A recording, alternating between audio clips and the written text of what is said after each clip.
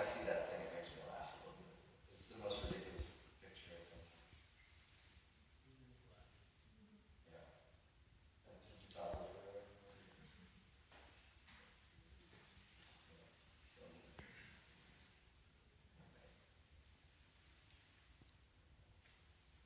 So how many of you guys have experience with ZBrush? Any? You can raise your hands. A few? Good. For those of you who don't, this is going to be very much a crash course. So I'm just going to start working, and I have a lot of hotkeys and stuff set up, so I'm not really going to go through any of the actual menus. So you're just going to watch it happen, I guess.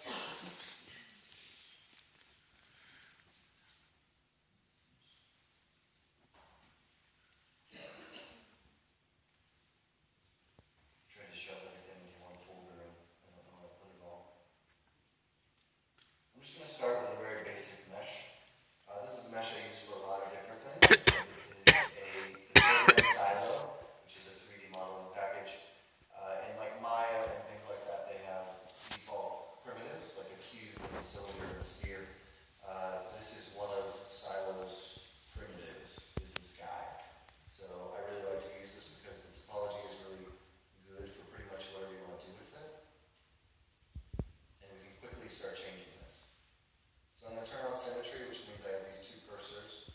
And go to my move tool, so now I can start doing this kind of thing, right? And I'm also going to start masking stuff. And I'm going to make some selections. So quickly, some of this won't make sense very quickly, but I'm going to start hiding things. I don't have all of my screen space that I normally do. What I'm doing is I'm making selections. This makes it so that if I want to, I can easily isolate something and just focus on that area. So each of these different colors now I can quickly select. I can hide them, I can show them. And just like in programs like Photoshop, I can also mask. So if I want to pull something, it doesn't affect that part. So the robot I wanted to make today was kind of like a droid robot, or a battle robot. So I'm going to just start destroying this thing and just kind of messing it up. And I can smooth, and I can get rid of all this kind of stuff. And I'm really not paying attention to topology. Topology, for those of you that don't know, is the way that the mesh works. So as we see all these polygons right here, because I messed that up, it got really small. Kind of change the pose a little, start to move some of this. One thing that's different I've noticed about robots recently, and it was a sudden epiphany, was that they're a lot like bugs in the way that if you look at a human body, all of typically the bigger parts of the body are the parts in between the joints, whereas bugs, the big parts of bugs are the joints. So I've been playing around with that a little bit. Maybe we'll make this feet super small. And since robots don't really need to have waist, we can make this. I can hide these arms really fast.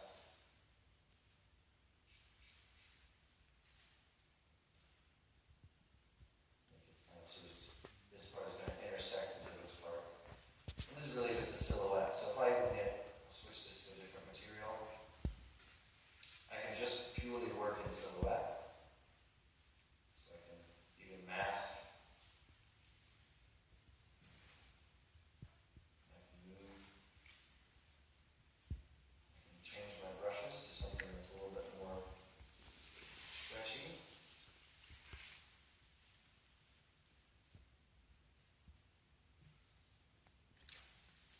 And when it comes to active shaded view, I can figure out what it is then.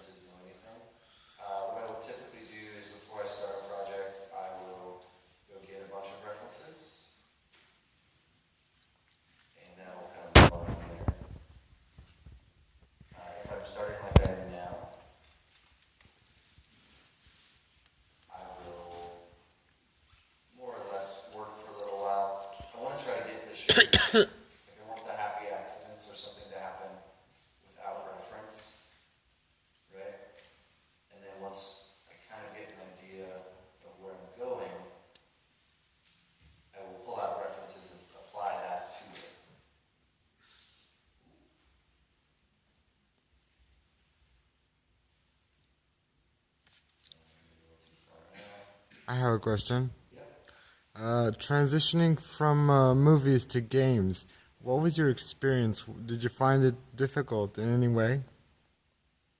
The biggest transition I think between video games and film for me was the the size of the cog in that you are in the machine.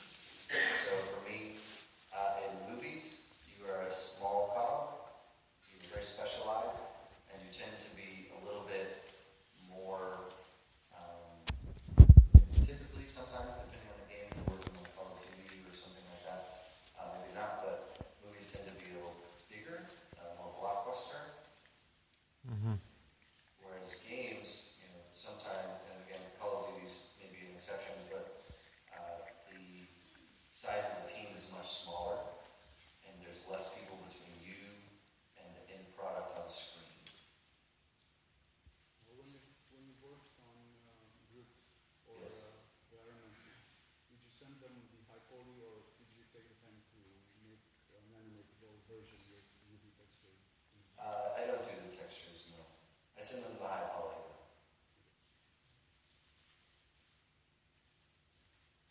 If this doesn't work out for me, this sketch, I do have a backup one that I worked last night for about 20 minutes, that just looks like this, but probably better.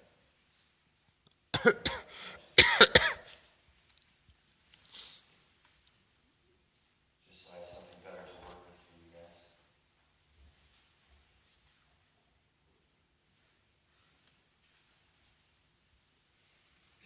See? You can see I was trying to make it again, but that's good. So using that same stuff, I'm going to just kind of progress from this one, because it's on the way there.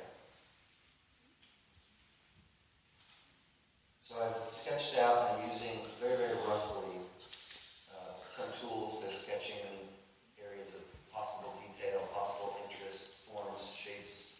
For robot stuff, it can be pistons, it can be glass, whatever you really want it to be. What I have not paid attention to, and if any of you guys are big 3D guys, like this stuff is bad, having topology laying on top of itself and stuff like that. So I'm going to try to get rid of that and kind of start from a new, fresh base. The other thing that I did is I took these fingers and just merged them together so that they became a pair of claw. So all I care about right now is just the idea.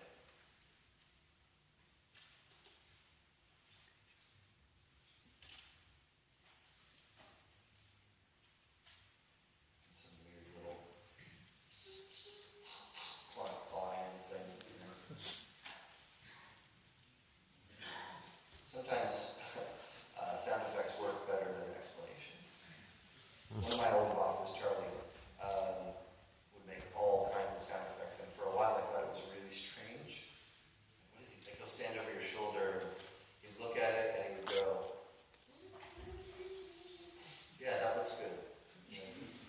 What? Okay. And then now I find myself doing it, I'm like, oh. That kind of stuff. Yeah, like trying to think about the mechanics of the character you're designing.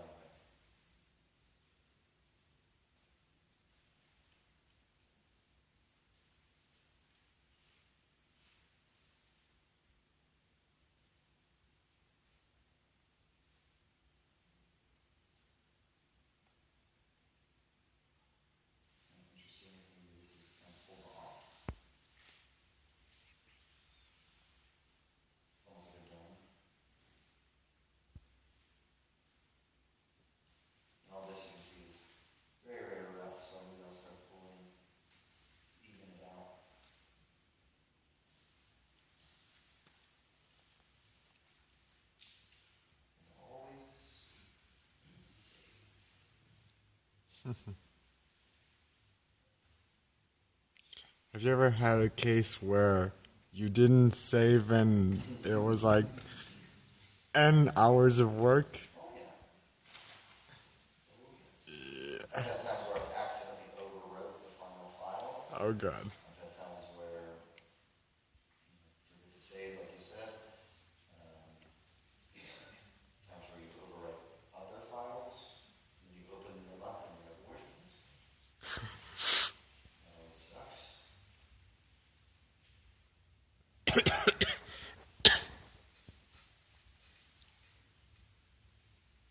going to use a feature called Lazy Mouse. Turn this radius way up. The way Lazy Mouse works, just to give you a quick intro on that, is it's like drawing with a string. So if I draw, you notice my cursor is moved, before it would, as soon as I move the cursor, it sketches. If I turn this on, there's a string, and the cursor, the stroke does not happen until the string has hit the length. So as I pull, this is down the length of the string, and that lets me create really nice smooth lines. So even if I keep shaking like this, I can have a pretty smooth line without really doing too much to it. Did you get to implement the new Z-model features in your PySurface modeling techniques? Not too much yet. I've used them just a little bit. They're good from what I've seen. The things that I don't like about them is that it's very much like modeling in Maya or something from scratch, where typically I have to be building it piece by piece again. And the thing I like about doing this is that it lets me